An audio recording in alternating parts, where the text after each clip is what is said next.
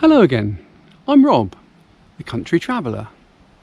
I'm in the lovely south coast town of Lymington today, and I'm going to have a walk around to see what's going on at the moment, but also to look at some of the historical places of interest in the town. So why not come and join me? We'll start our walk in Lymington High Street.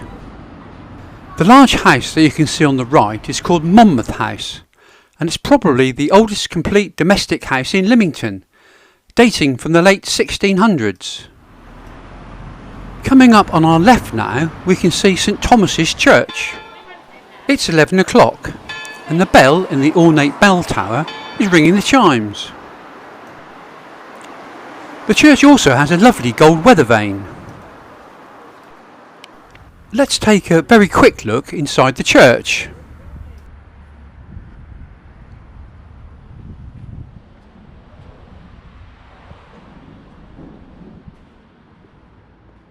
Comfortable chairs have replaced the pews here.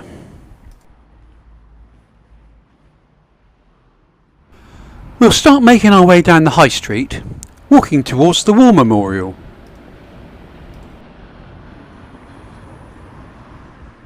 In this comparison between today and 90 years ago, we can see that the buildings have changed little, but the vehicles have. The War Memorial speaks for itself.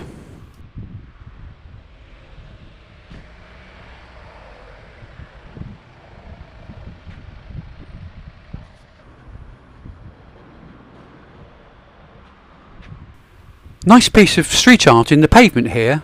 I don't know what it represents though. Further down the high street we see a lovely example of Georgian architecture. This house was the home of the St Barbe family, prominent local citizens.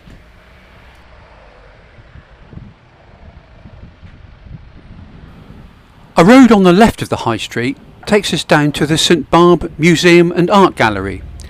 This was refurbished a few years ago and is well worth a visit.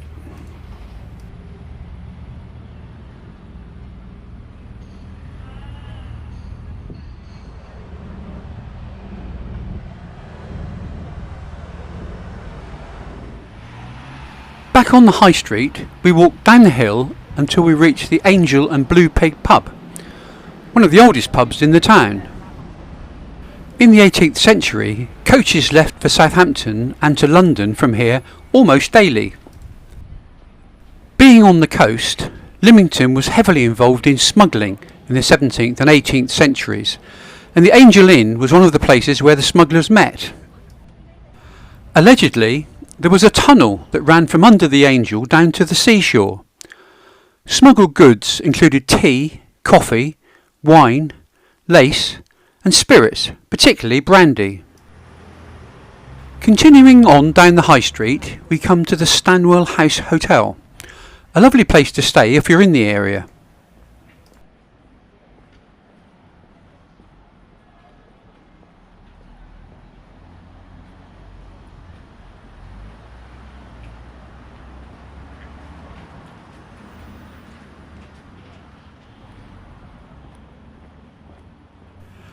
Carrying on, what is this we can see further down on the pavement? It looks like a gold letterbox.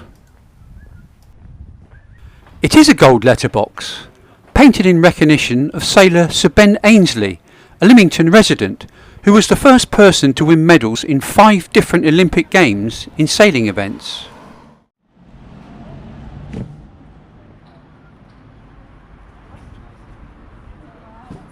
Further down the hill, we cross the road into Quay Hill, a lovely cobblestone area of shops, restaurants and pubs that lead down to the town quay.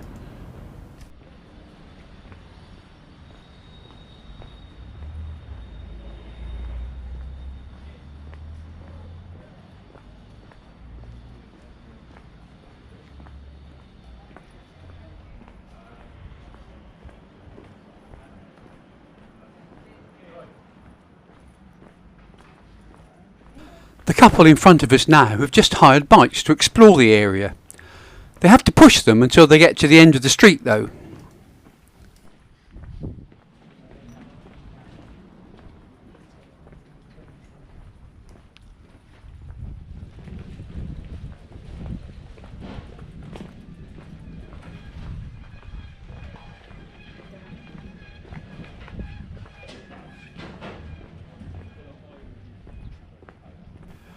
We're arriving at the quay now. In centuries gone by, this was a very rough area, full of alehouses and men who spent too long inside of them.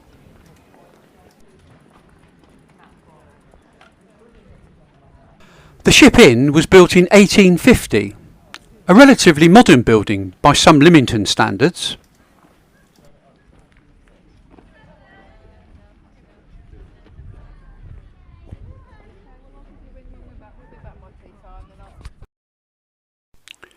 This comparison shows that the outside of the building hasn't changed much in the last 90 years.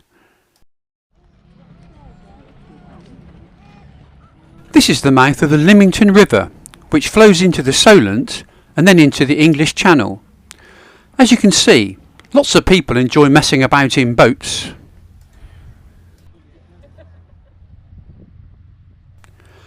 This is the Isle of Wight ferry coming in now. The crossing to Yarmouth on the Isle of Wight takes about 30 minutes.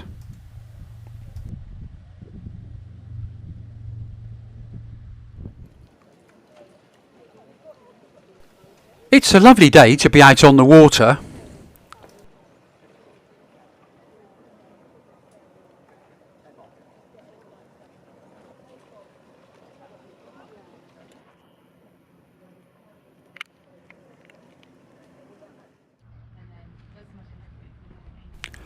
Walking further along the quay, we come upon this monument. This must have been a very big deal for the town at the time. Imagine what a change that would have made to people's lives. We're coming now to Lymington's Saltwater Baths.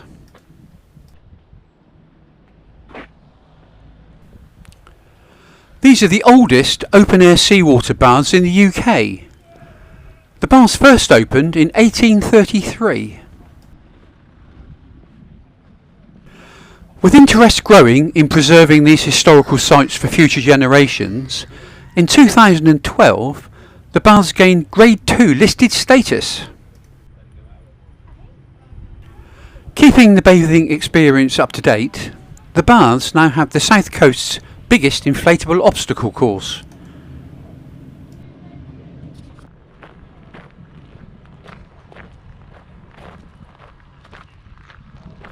We'll carry on along the side of the seawater baths and admire the yachts. I suspect for most of us, we will be admiring them from afar.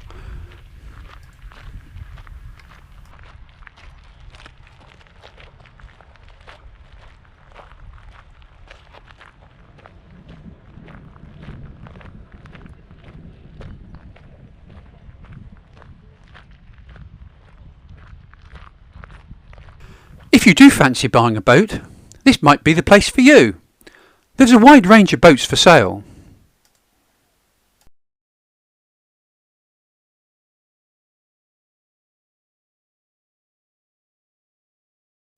This is probably more in my price range. Continuing past the yacht brokerage, we come to a large open area, which is now a nature reserve. This is where Lymington's prosperity really took off in the 12th century. Really? Yes. For more than 700 years, Lymington was a principal manufacturer of salt extracted from seawater.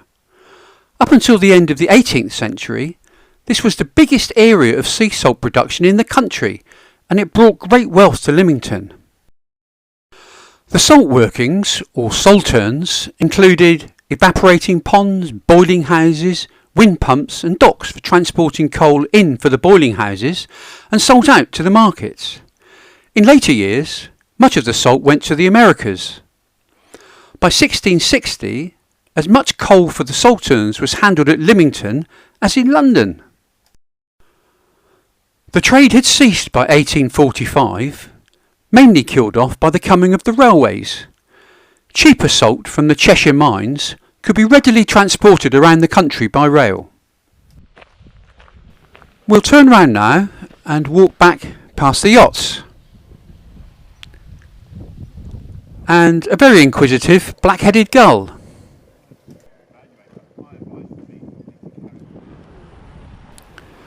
We'll walk up this street with lovely pastel coloured houses.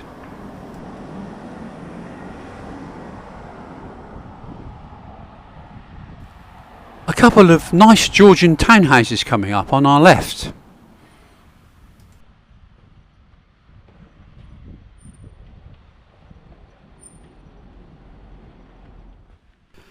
We're coming up to some walls now. Are walls interesting? These are. The wall that we can see here is a traditional brick wall with strengthening pillars every so often. The old wall is leaning over into the road. It's been strengthened by these metal plates and rods which are keeping the wall from falling into the road. Compare that with these walls. We're in Church Lane now, famous for its wavy walls, also known as crinkle-crankle walls. These are built with only a single brick width. The wavy shape gives the wall extra strength. This wavy wall on the right was built by the author Dennis Wheatley in the 1940s when he lived here.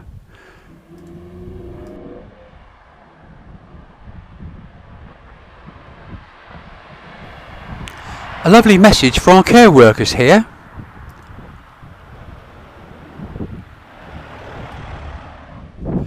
The wall that we're coming up to on our left now is the original wavy wall in Church Street. This was built in 1798 and it's still standing. It's thought to have been constructed by Hanoverian soldiers when they were in exile in Lymington from the Napoleonic Wars. This wall design was apparently common in northern Germany.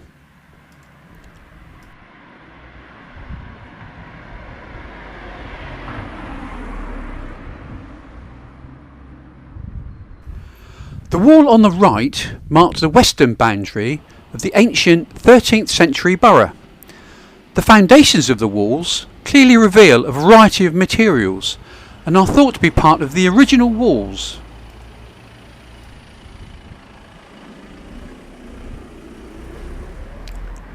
We're coming towards the end of our walk now. We'll continue up Church Street until we arrive back at St Thomas's Church.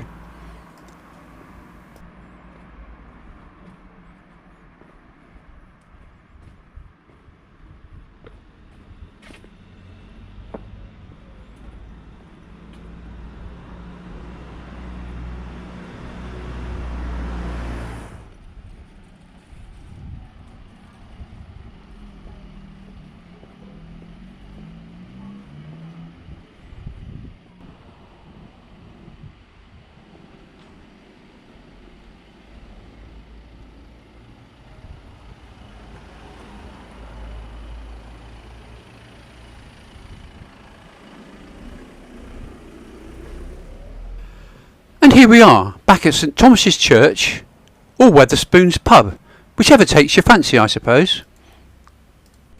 The clock shows 1 o'clock, so our walk took 2 hours. I'd love to read your comments below, and if you've enjoyed the walk, please give us a thumbs up. And don't forget to subscribe to the Country Traveller channel. Thanks for watching, and see you next time.